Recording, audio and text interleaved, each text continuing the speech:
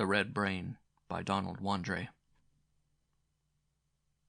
The Red Brain by Donald Wandrei. One by one the pale stars in the sky overhead had twinkled fainter and gone out. One by one those flaming lights had dimmed and darkened. One by one they had vanished forever, and in their places had come patches of ink that blotted out immense areas of a sky once luminous with stars. Years had passed. Centuries had fled backward. The accumulating thousands had turned into millions, and they too had faded into the oblivion of eternity. The earth had disappeared. The sun had cooled and hardened, and had dissolved into the dust of its grave. The solar system and innumerable other systems had broken up and vanished, and their fragments had swelled the clouds of dust which were engulfing the entire universe. In the billions of years which had passed, sweeping everything on toward the gathering doom, the huge bodies, once countless, that had dotted the sky and hurtled through unmeasurable immensities of space, had lessened in number and disintegrated until the black pall of the sky was broken only at rare intervals by dim spots of light. Light ever growing paler and darker.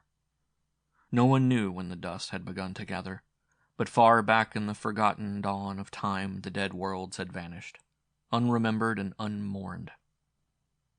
Those were the nuclei of the dust. These were the progenitors of the universal dissolution which now approached its completion. Those were the stars which had first burned out, died, and wasted away in myriads of atoms. Those were the mushroom growths which had first passed into nothingness in a puff of dust. Slowly the faint wisps had gathered into clouds, the clouds into seas, and the seas into monstrous oceans of gently heaving dust. Dust that drifted from dead and dying worlds, from interstellar collisions of plunging stars, from rushing meteors and streaming comets which flamed from the void and hurtled into the abyss. The dust had spread and spread. The dim luminosity of the heavens had become fainter as great blots of black appeared far in the outer depths of space. In all the millions and billions and trillions of years that had fled into the past, the cosmic dust had been gathering, and the starry horde had been dwindling. There was a time when the universe consisted of hundreds of millions of stars, planets, and suns, but they were ephemeral as life or dreams, and they faded and vanished, one by one. The smaller worlds were obliterated first, then the larger, and so in ever-ascending steps to the unchecked giants which roared their fury and blazed their whiteness through the conquering dust and the realms of night. Never did the cosmic dust cease its hellish and relentless war on the universe. It choked the little aerolites. It swallowed the helpless satellites. It swirled around the leaping comets that rocketed from one black end of the universe to the other, flaming their trailing splendor, tearing paths of wild adventure through the horizonless infinitudes the dust already ruled. It clawed at the planets and sucked their very being. It washed, hateful and brooding, about the monarchs and plucked at their lands and deserts. Thicker, thicker, always thicker grew the cosmic dust until the giants no longer could watch each other's gyres far across the void. Instead they thundered through the waste, lonely, despairing, and lost. In solitary grandeur they burned their brilliant beauty. In solitary defeat and death they disappeared. Of all the stars in all the countless host that once had spotted the heavens, there remained only Antares. Antares, immensest of the stars, alone was left, the last body in the universe, inhabited by the last race ever to have consciousness, ever to live. That race, in hopeless compassion, had watched the darkening skies and had counted with miserly care the stars which resisted. Every one that twinkled out wrenched their hearts. Every one that ceased to struggle and was swallowed by the tides of dust, added a new strain to the national anthem, that indescribable melody, that infinitely somber paean of doom which told a solemn harmony in every heart of the dying race.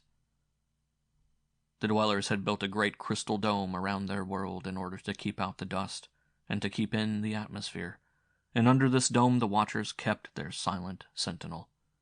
The shadows had swept in faster and faster from the farther realms of darkness, engulfing more rapidly the last of the stars. The astronomer's task had become easier, but the saddest on Antares, that of watching death and oblivion spread a pall of blackness over all that was, all that would be. The last star, Mira, second only to Antares, had shone frostily pale, twinkled more darkly, and vanished. There was nothing in all space except an illimitable expanse of dust that stretched on in every direction. Only this and Antares. No longer did the astronomers watch the heavens to glimpse again that dying star before it succumbed. No longer did they scan the upper reaches. Everywhere swirled the dust, enshrouding space with a choking blackness. Once there had been sown through the abyss a multitude of morbidly beautiful stars, whitely shining, wan. Now there was none. Once there had been light in the sky. Now there was none. Once there had been a dim phosphorescence in the vault. Now it was a heavy, hanging pall of ebony, a rayless realm of gloom, a smothering thing of blackness, eternal and infinite. We meet again in this hall of the mist, not in the hope that a remedy has been found, but that we find how best it is fitting that we die. We meet not in the vain hope that we may control the dust, but in the hope that we may triumph, even as we are obliterated. We cannot win the struggle, save in meeting our death heroically. The speaker paused. All around him towered a hall of space rampant. Far above spread a vague roof, whose flowing sides melted into the lost and dreamy distances. A roof supported by unseen walls, and by the mighty pillars which rolled upward at long intervals from the smoothly marbled floor. A faint haze seemed always to be hanging in the air because of the measureless lengths of that architectural colossus. Dim in the distance, the speaker reclined on a metal dais raised above the sea of beings in front of him. But he was not, in reality, a speaker, nor was he a being such as those which had inhabited the world called Earth. Evolution, because of the unusual conditions on Antares, had proceeded along lines utterly different from those followed on the various bodies which had dotted the heavens when the deep was sprinkled with stars in the years now gone. Antares was the hugest sun that had leapt from the primeval chaos. When it cooled far more slowly than the others, and when life once began, it was assured of an existence not of thousands, not of millions, but of billions of years. That life, when it began, had passed from the simple forms to the age of land juggernauts, and so by steps on and on up the scale. The civilizations of other worlds had reached their apex, and the worlds themselves become cold and lifeless at the time when the mighty civilization of Antares was beginning. The star had then passed through a period of warfare, until such terrific and fearful scourges of destruction were produced that in the 2 days' war 7 billion of the 8.5 billion inhabitants were slaughtered. Those 2 days of carnage ended war for eons. From then on the Golden Age began. The minds of the people of Antares became bigger and bigger, their bodies proportionately smaller, until the cycle eventually was completed. Every being in front of the speaker was a monstrous heap of black viscidity.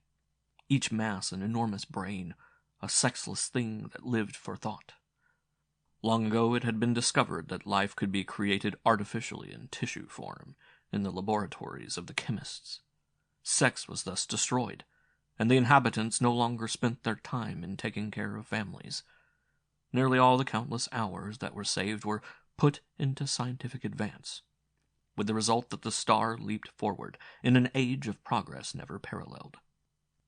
The beings, rapidly becoming brains, found that by extermination of the parasites and bacteria on Antares, by changing their own organic structure, and by willing to live, they approached immortality.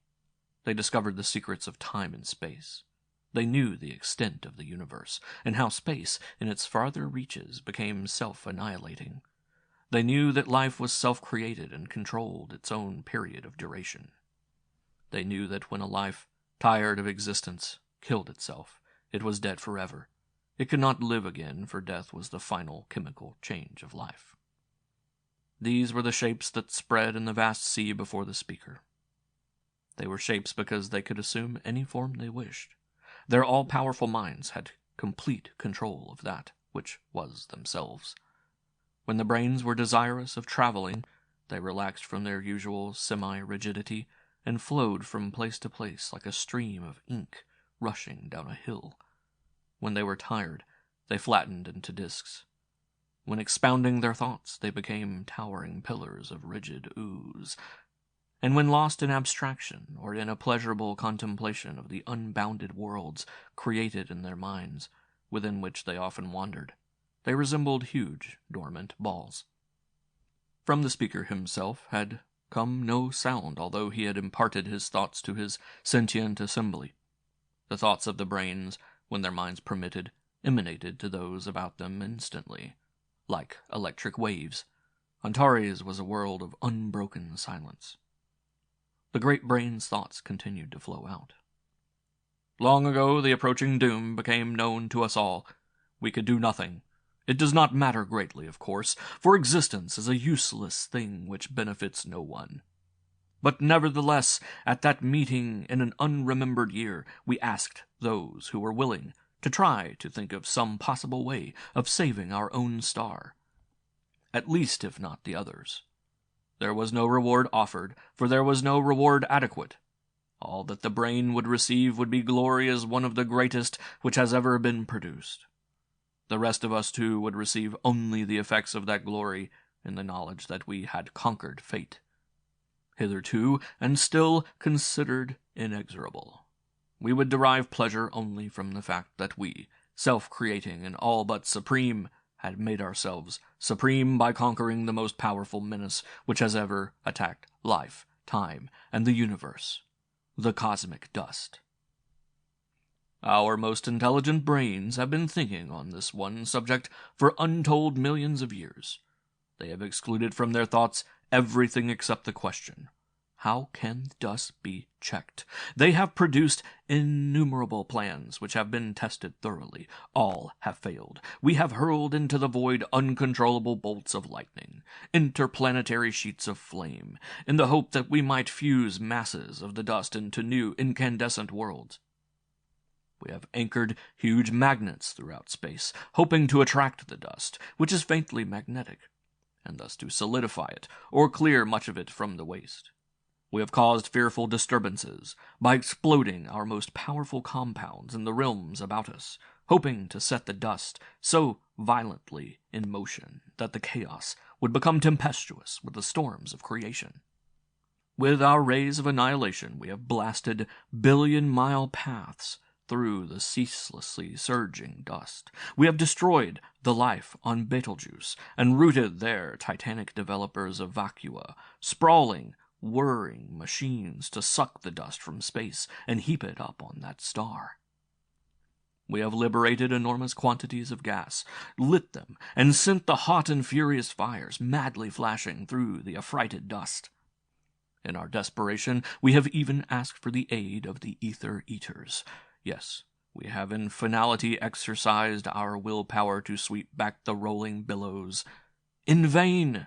What has been accomplished? The dust has retreated for a moment, has paused, and has welled onward. It has returned, silently triumphant, and it has again hung its pall of blackness over a fear-haunted, nightmare-ridden space. Swelling in soundless sorrow through the hall of the mist rose the racing thoughts of the great brain. Our chemist, with a bitter doggedness never before displayed, have devoted their time to the production of super-brains, in the hope of making one which could defeat the cosmic dust. They have changed the chemicals used in our genesis. They have experimented with molds and forms. They have tried every resource. With what result? There have come forth raging monstrosities and abominations, satanic horrors, and ravenous foul things, howling wildly, the nameless and indescribable phantoms that throng their minds. We have killed them in order to save ourselves, and the dust has pushed onward. We have appealed to every living brain to help us. We appealed in the forgotten, dream-veiled centuries for aid in any form. From time to time we have been offered plans which for a while have made terrific inroads on the dust, but plans which have always failed.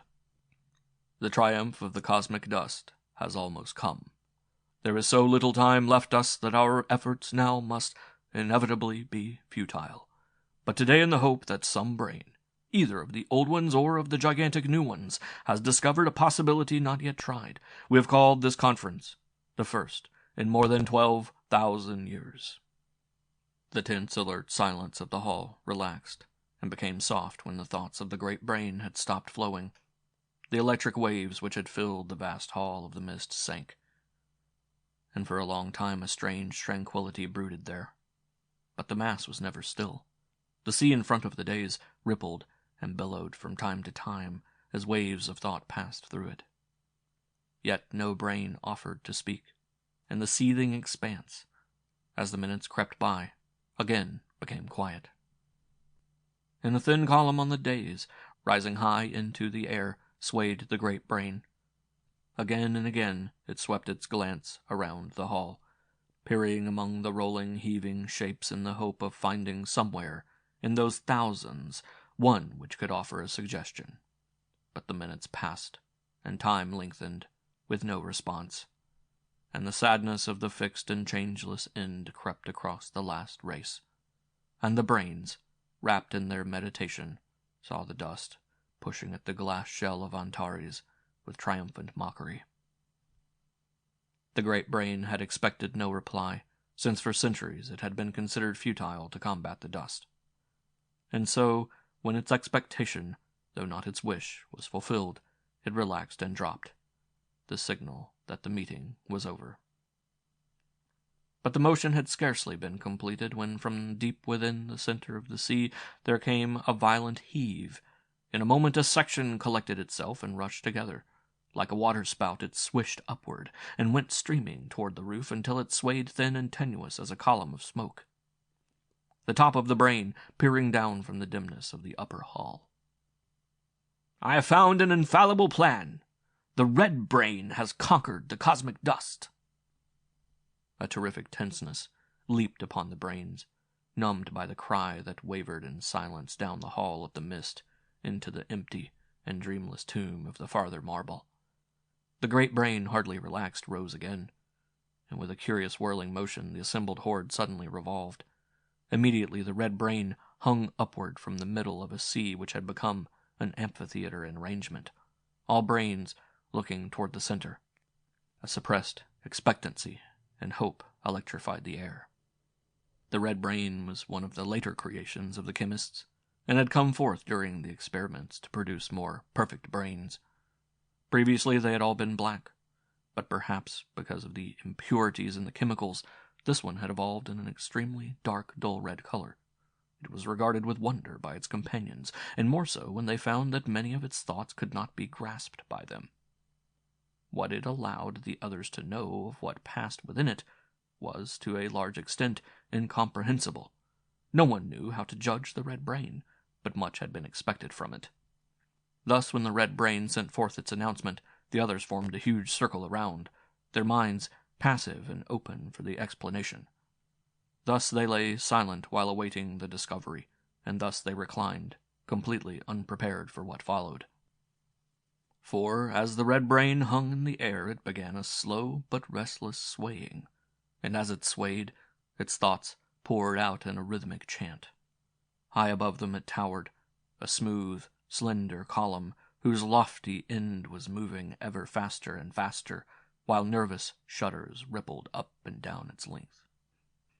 and the alien chant became stronger, stronger, until it changed into a wild and dithyrambic paean to the beauty of the past, to the glory of the present, to the splendor of the future. And the lay became a moaning praise. An exaltation, a strain of furious joy ran through it, a repetition of, "The red brain has conquered the dust, others have failed, but he has not. Play the national anthem in honor of the red brain, for he has triumphed. Place him at your head, for he has conquered the dust. Exalt him who has proved himself the greatest of all. Worship him who is greater than Antares, greater than the cosmic dust, greater than the universe." Abruptly it stopped. The puzzled brains looked up. The red brain had ceased its nodding motion for a moment, and had closed its thoughts to them.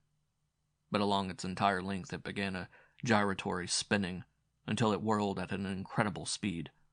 Something antagonistic suddenly emanated from it, and before the brains could grasp the situation, before they could protect themselves by closing their minds, the will impulses of the red brain, laden with hatred and death, were throbbing about them and entering their open minds.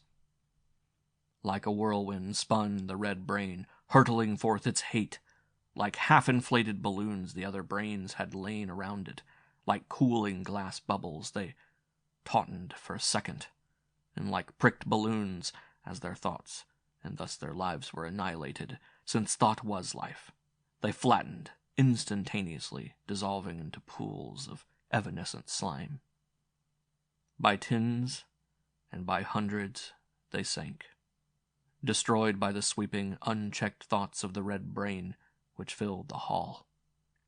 By groups, by sections, by paths around the whole circle fell the doomed brains in that single moment of carelessness, while pools of thick ink collected, flowed together, crept onward, and became rivers of pitch, rushing down the marble floor with a soft, silken swish. The hope of the universe had lain with the red brain, and the red brain was mad. End of The Red Brain by Donald Wandrei.